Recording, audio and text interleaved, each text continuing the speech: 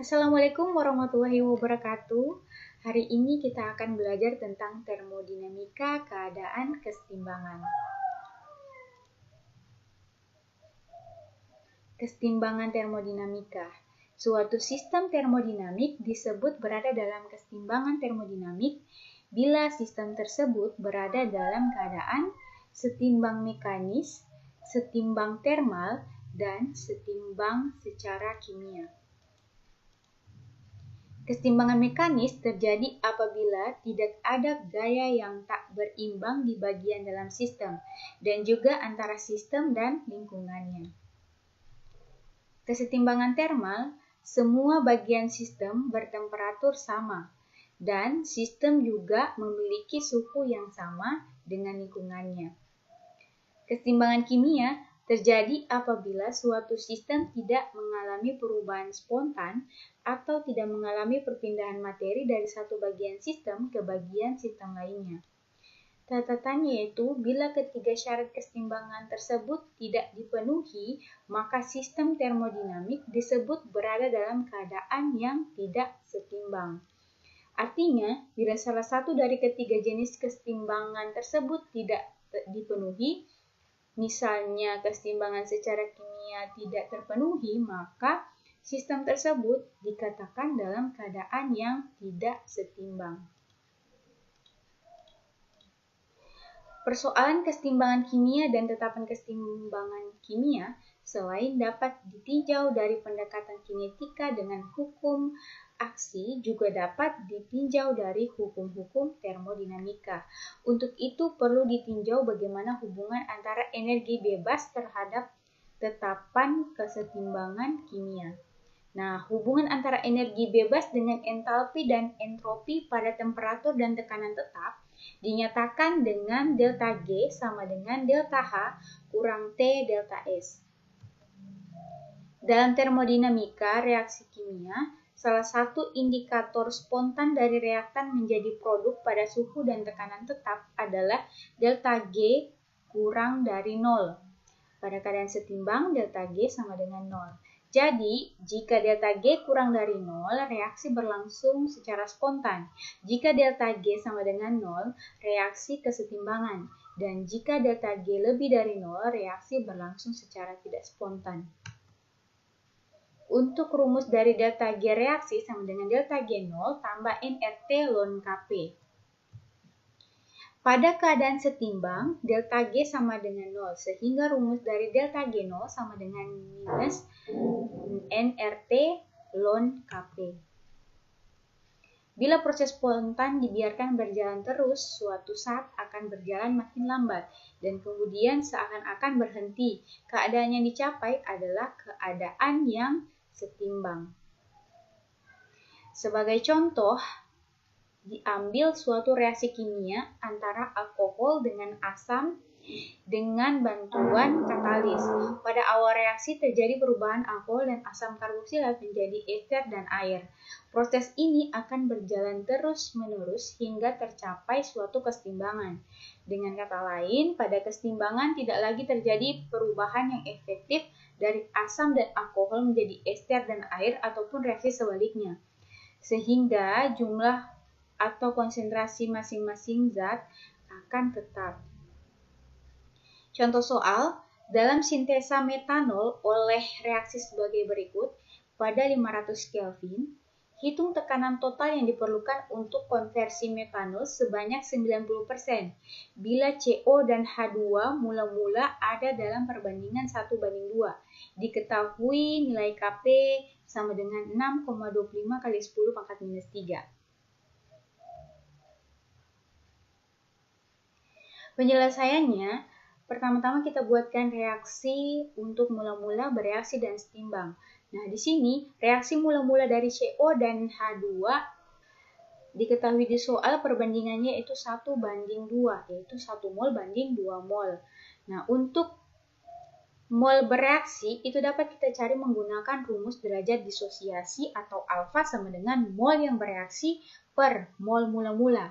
Diketahui di soal bahwa derajat disosiasi atau alfa nilainya 90%, yaitu sama saja dengan 90/100. Untuk mol yang bereaksi kita misalkan dengan X dan mol mula-mula dari CO yaitu 1. Nah, kemudian kita dapatkan mol yang bereaksi yaitu 0,9 mol. Sehingga mol bereaksi pada CO yaitu 0,9 mol dan reaksi pada H2 yaitu 1,8 mol. Ini kita dapatkan dari reaksi atau ini kita dapatkan dari mol CO, kemudian kita kalikan dengan koefisien dari H2 yaitu 2. 2 kali 0,9 dapatnya 1,8 mol. Untuk mol dari metanol itu sama saja dengan mol dari CO karena jumlah koefisiennya yang sama-sama 1 sehingga jumlah molnya juga sama 0,9 mol. Kemudian kita mencari nilai dari P total dengan menggunakan rumus mencari Kp, di mana Kp diketahui di soal yaitu nilainya 6,25 kali 10 pangkat minus 3. Nah, kemudian rumus mencari Kp sama dengan tekanan CH3OH per tekanan CO kali tekanan H2. Ini dipangkatkan 2 karena koefisien H2 tadi jumlahnya ada 2. Nah, kemudian untuk mencari tekanan dari CH3OH itu bisa menggunakan rumus mol metanol per mol total kali P total. Didapatkan 0,9 per 1,2 kali P total. Untuk mol ini adalah mol yang digunakan adalah mol dalam keadaan setimbang.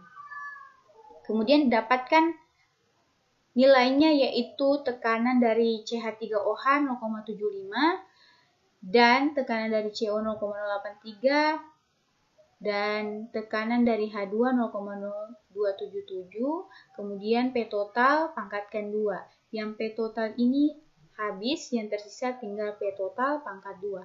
Kemudian 6,25 kali 10 pangkat minus 3 kita kali dengan 0,083 kali 0,00277 dikali dengan P total pangkat 2. Hasilnya yaitu 1,436 kali 10 pangkat minus 5 kali P total pangkat 2 sama dengan 0,75. Nah, P total pangkat 2 ini kita akarkan jadi 0,75 per 1,436 kali 10 pangkat minus 5.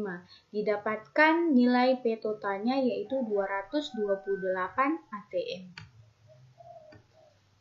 Nah, di sini saya akan bahas sedikit tentang kesetimbangan fasa. Kesetimbangan fasa adalah suatu keadaan di mana suatu zat memiliki komposisi yang pasti pada kedua fasanya pada suhu dan tekanan tertentu, biasanya pada fasa cair dan uapnya. Hubungan keseluruhan antara fasa padat, cair, dan gas dapat disajikan dalam suatu grafik yang disebut diagram fasa. Diagram fasa adalah grafik yang menunjukkan hubungan antara variabel tekanan, suhu, dan konsentrasi dari suatu sistem. Ini ada contoh dari diagram fasa air. Nah, daerah sebelah kiri garis BOC atau kurva BOC menunjukkan air dalam keadaan padat. Jadi, BOC ini menunjukkan air dalam keadaan padat atau solid. Nah, kemudian daerah di atas garis COA, jadi daerah ini menunjukkan air dalam keadaan cair. Dan daerah di bawah garis BOA menunjukkan air dalam keadaan uap. Ini di bawah garis BOA, ini uap atau gas. Nah, sepanjang garis OA, keadaan kesetimbangan antara fasa cair dan fasa uap.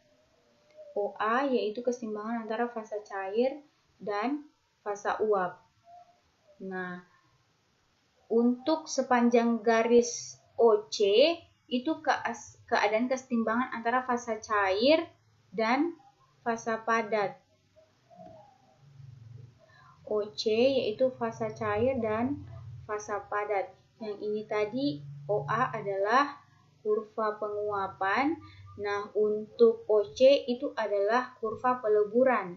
Nah, untuk sepanjang garis OB itu kesetimbangan antara fasa padat dan fasa uap, yaitu sama saja dengan kurva sublimasi atau garis sublimasi, yaitu ini garis OB ini garis sublimasi atau kurva sublimasi. Itu saja dari saya. Sekian dan terima kasih.